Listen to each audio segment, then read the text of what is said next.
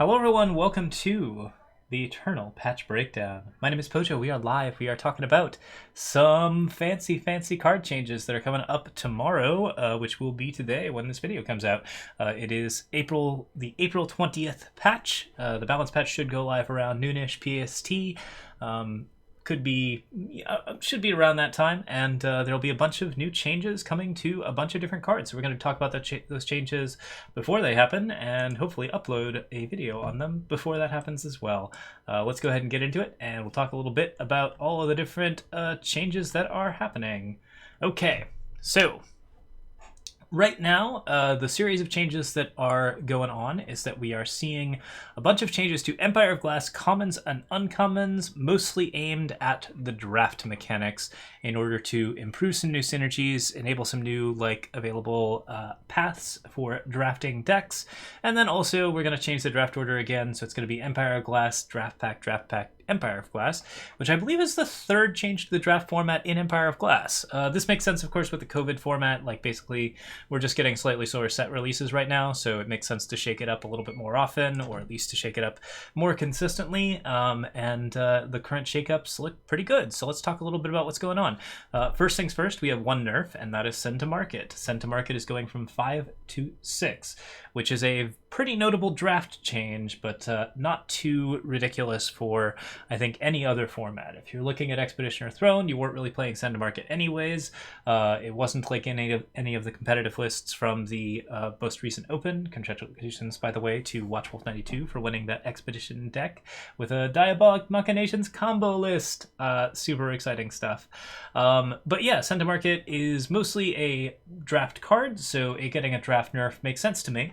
I have seen some people remarking on this being a pretty significant change in the format. I tend to disagree. I think that it takes away a pretty important roleplay removal card from green, but it also puts it in the same space as Disappear and Reality Snap and some of the other 6-drop removal cards that are a little bit more out of color, which as far as I can tell is perfectly reasonable in a draft environment. It's okay to have unconditional removal at 6. It's kind of rough to have it at 5, and so this card ends up being pretty oppressive and tends to be a pretty good value pick that you basically always want to snap keep in green. So this enables you to pick a lot of other green options and maybe go a little bit deeper into your amplify strategies, your soldier strategies, a lot of the stuff that green's actually good at, as opposed to just unconditional removal, which is something that green is typically not supposed to be all that great at. So yeah, I think this makes sense in terms of both ensuring some good color identity between the different factions, making sure that green is not the card with the faction with the best removal, and also just enabling a lot of the new stuff that's going to be occurring, which includes some pretty interesting changes to many green cards as well as many other colors of cards. We have a side buff, and then the rest of the bonuses are going to be strictly buffs in terms of the patches. So the next card being changed is Shambling Sapsucker. This is probably the card that I most disagree with in changes.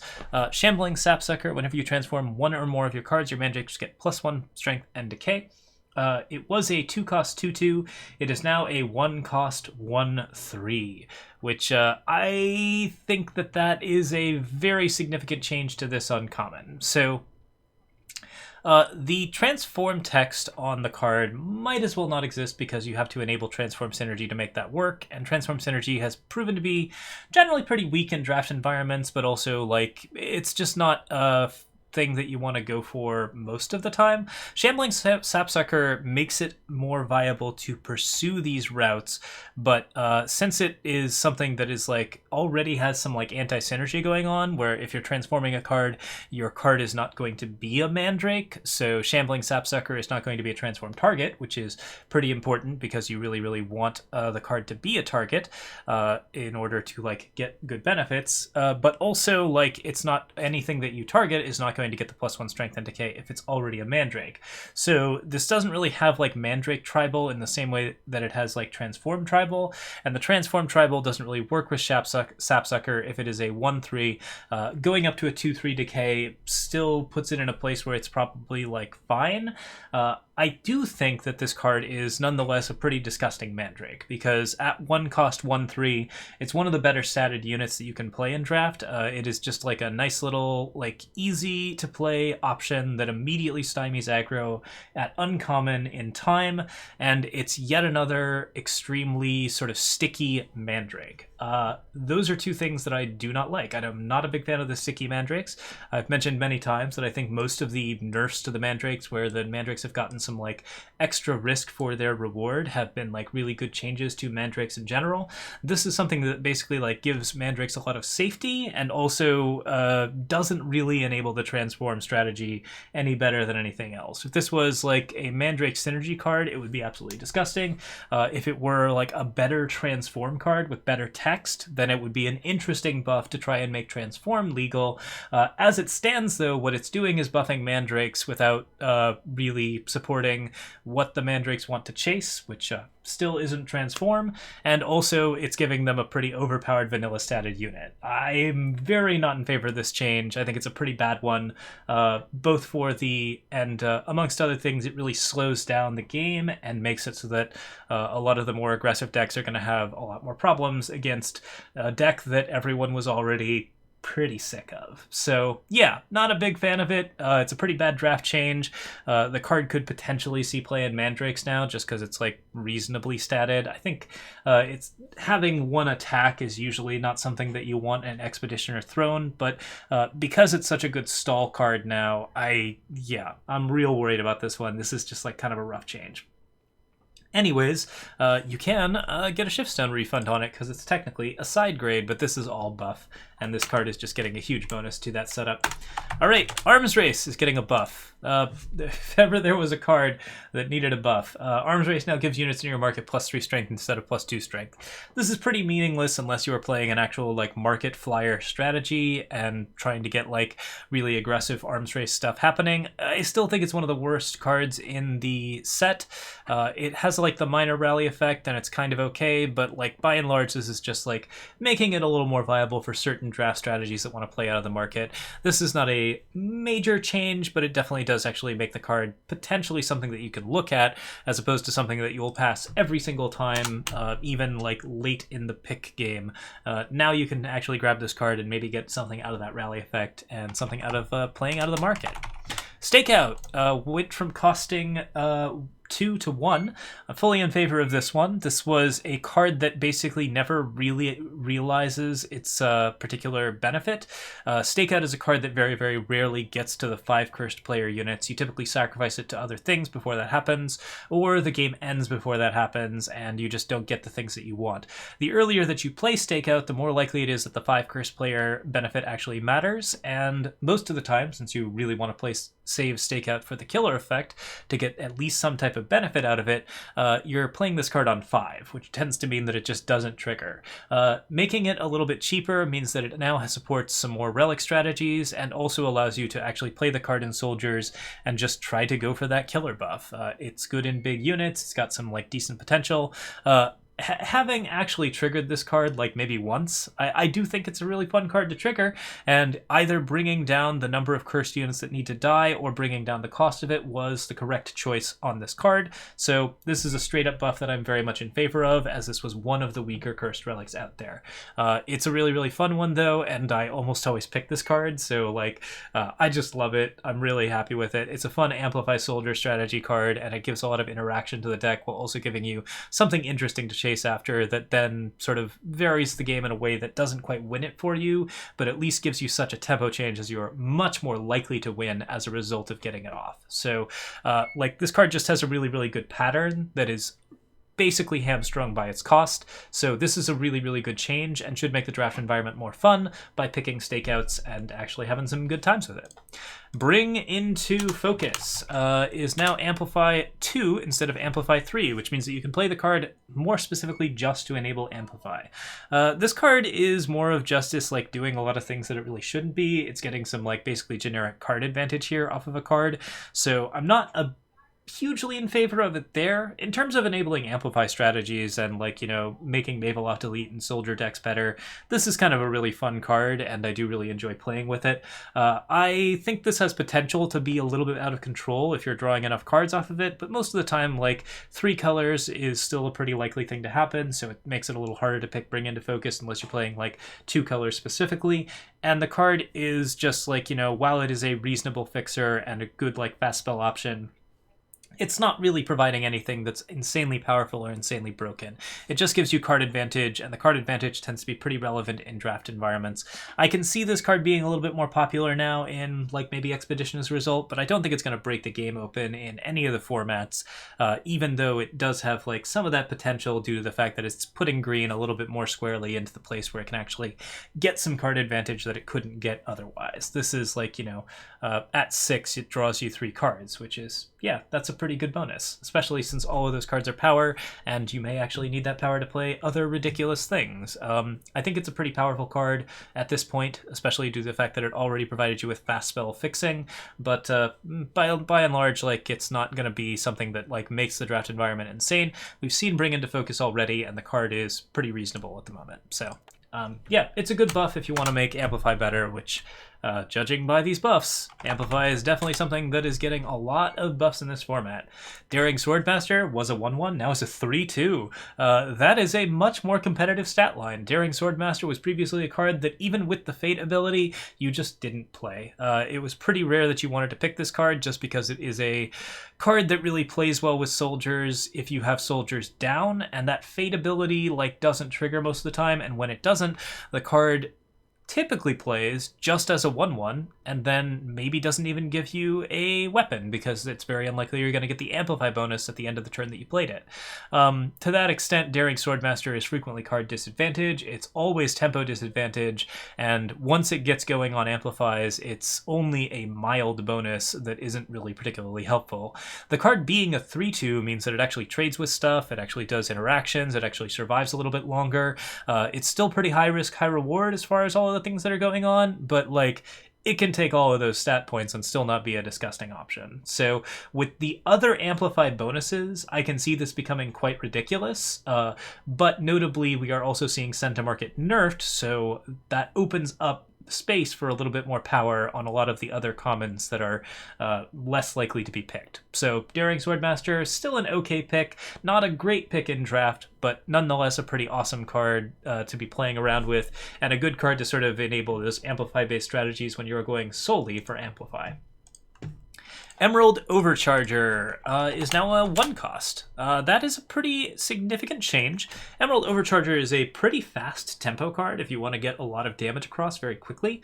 I think that this does some pretty interesting things in, like, relic-focused decks that really want to trigger and blow up very, very quickly. Notably, I think all of the other cards in this cycle cost 2. I'd have to think about that real quick, but yeah, Metabot Station costs 2, Overcharger costs 2. No. Danglo Arson costs 3, so this doesn't disrupt the cycle, or not Danglo Arson, Danglo, the one that plays the 2-1 weapon, what you call it. In any case, this is a change that should be pretty interesting.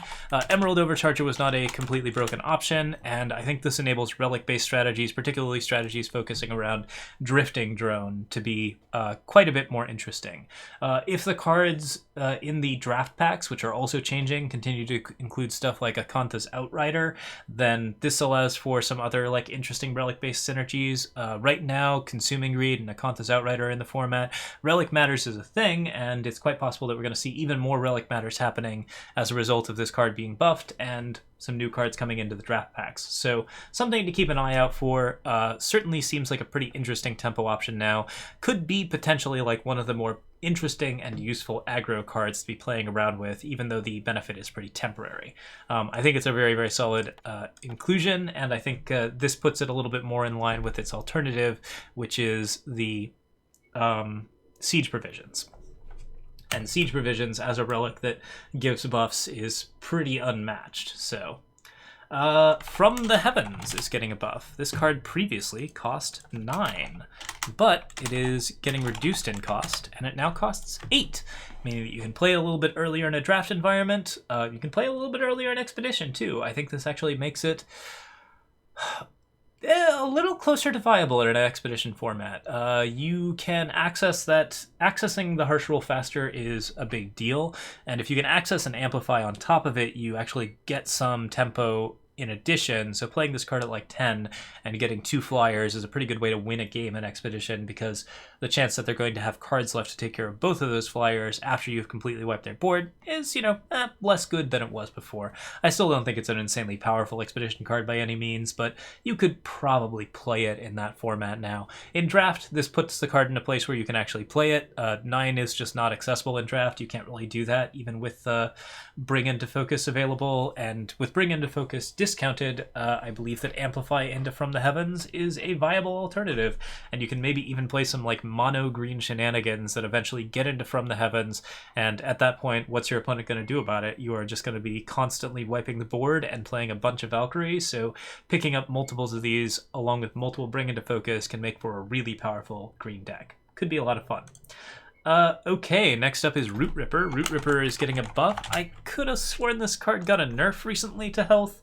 It's now going back up to a 2/3, or maybe it didn't have the health before, but in any case, it was a 2/2. It's now a 2/3. I'm not in favor of Mandrakes having more health. Root Ripper is a card that already has like a decent amount of things going on with it. Certainly at 4, it is not a well-costed units, but it has a pretty good summon effect, so I think overall it was fine where it was at, and this is a mediocre but a meaningful change in Mandrakes, particularly with Shambling Sapsucker getting the buff as well. So this gives Root Ripper the possibility of like staggering aggro a little bit better.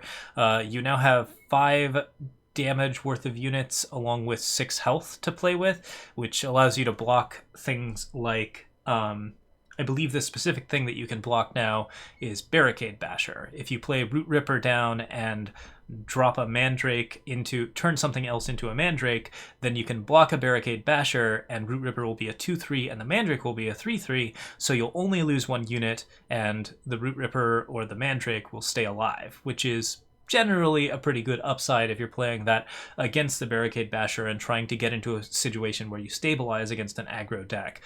So yeah, this gives the Mandrake deck like a lot more versatility in that respect. It basically means that they are going to be a little bit better at defending themselves while they do all of their sticky, horrible Mandrake stuff. Mandrakes are already good, so this is fine. It's certainly not like a great change, but I also don't think it's the most broken Mandrake by any means. It's just an interesting change that certainly makes Mandrakes better on the whole, even though the card itself is not as terrifying. Explosive Potential was 3 cost, now 2 cost. This is the same basic sphere as Stakeout, where the card has a particular fantasy and it never, ever, ever fulfills it. Stakeout will very, very rarely pop. Explosive Potential will very rarely, if ever, play, because you have to play it for so much, at least 4, in order to give 2 units in your hand a cost. And by the time that you are at 4 power with multiple units in the chance that you have 2 units in hand is very unlikely to be anything that actually happens. The lower the cost, the more likely it is that you actually fulfill on the promise of the card and play out those big expensive flyers and do something cool with it. You can put this on like an Akanthus Outrider and make it into a horrible monster, then discount it. There's a lot of interesting potential there. I would love to see Explosive Potential even as low as 1, just because I don't think that giving units in your hand strength is really a scary benefit unless charge units are rampant. So as it stands, this card is certainly not in a good spot, and it getting buffed to a 2 cost potentially allows you to actually play it in certain decks, even though it's still not a draft card that I think you would pick consistently. But now Shadow Amplify has 1 more tool in the kit, and that is potentially something that you can actually play, as opposed to something that you would basically never play. Explosive Potential is a card that I've picked and tried a couple of different times and never been able to get it to work. It's just a complete dud, and this is something that definitely seems like it should have been sort of where it should have been in the very beginning of the game. In any case, Silver Slicer is now a 3/2. this is a really significant change. So I think this plays an expedition now. Like a 3-2 quick draw weapon is pretty powerful and clears a lot of different stuff without losing any value for you. All you have to do is have a Valkyrie, which I think is perfectly viable. Amongst other things, you can do Rail Driver Valkyrie and kill a 4-drop with the snipe off Rail Driver Valkyrie, and then still have the Silver Slicer left over with full health and quick draw. So, like, there's some really interesting potential for this card to be, like, a pretty scary removal option.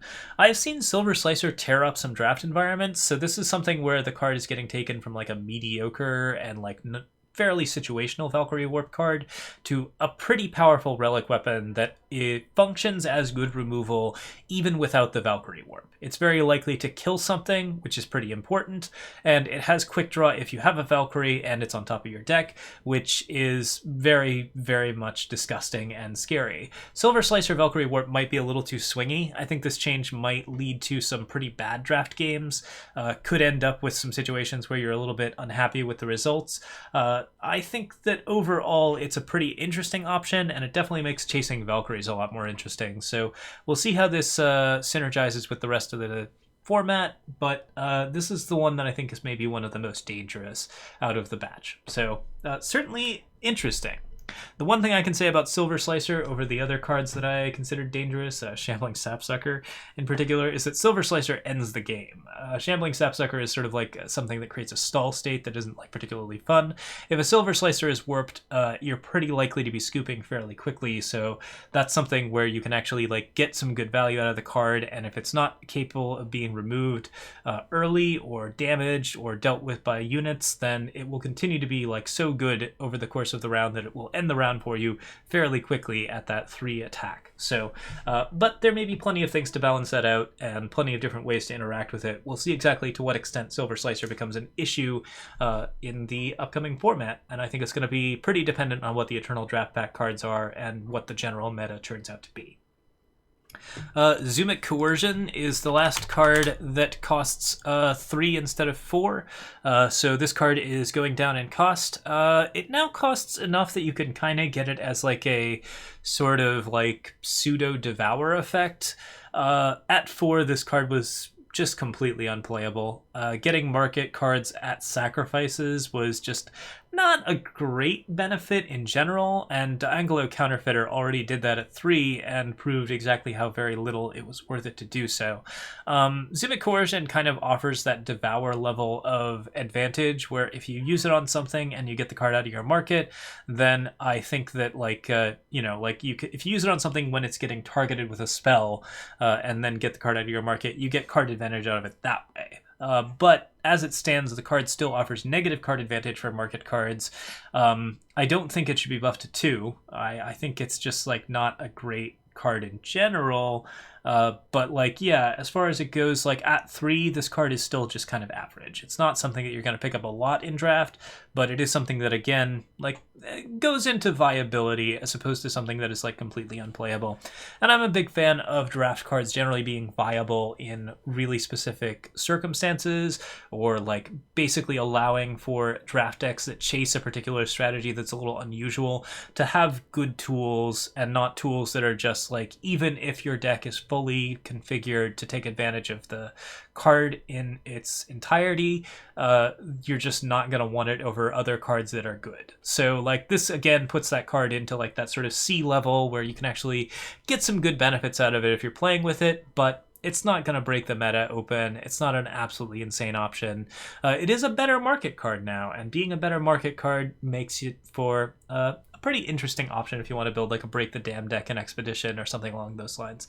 So a little bit of potential, but yeah, I mean, this card could also have languished in despair for as long as the set was out, since the art for it is kind of terrible and the fantasy of it is also kind of terrible. I don't know, we just didn't really need another market card here, and this slot has always been kind of like, yeah, there could have been a better card here. So it getting a buff just puts it in the playable sphere, and I don't really think this card needs to be playable just because it's like, it's kind of meh, regardless of whether it's playable or not. And if it becomes at the point like where it costs 2 or something like that, then it gets to the point where it actually gets disgusting and it becomes a really unpleasant devour effect. So, you know, watch this card carefully because like it could be pretty unpleasant at certain costs, but at 3, it's fine. It's still not a card that you're going to want to pick just because it's not very fun, but hey, market options. That's kind of nice.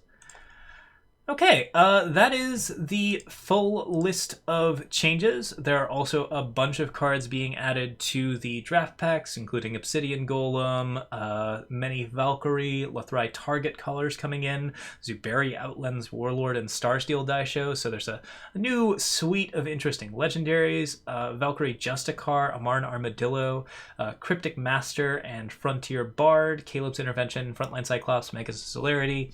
So there's a pretty wild amount of interesting new changes, and Living Example is coming in, so Mono Time could be a bit more of an option. We also see like Calibrate, a couple of other like pretty good options that are being added to the list. So there's just 28 cards to the draft packs. It's not a huge change up to the draft packs as it was previously, but there's a decent amount of good options to play around with, and that means, of course, some changes to the Expedition format as well. So keep an eye out for that if you want to play, say, Black Hall War Leader in a Shadow deck, or fiddle around with like Purify in a Sentinels list, and Obsidian Golem. I think Golem is a Golem now, never mind. Or even like Rambot in Grenadins. Oh, Rambot's back in the draft packs, that's going to be exciting. In any case, so like there's a couple of like useful tools here and some pretty fun stuff. Mega's Celerity being an expedition is kind of exciting. I think there's just some interesting stuff to access. So overall, these changes are pretty largely fixated on the draft environment, but I mean, there are some interesting expedition changes as a result of cards being added. In particular, Crown decks are back. It's time for that Crown of Possibilities shenanigans to happen in Expedition again. I'm sure we'll build something along those lines very, very soon. But that's the Eternal Patch Breakdown. Thank you so much for watching. Feel free to like or subscribe if you are interested in seeing more patch updates and breakdowns, and occasionally deck techs and the like. Thank you so much for watching, and we'll see you all next time. Cheers, everyone.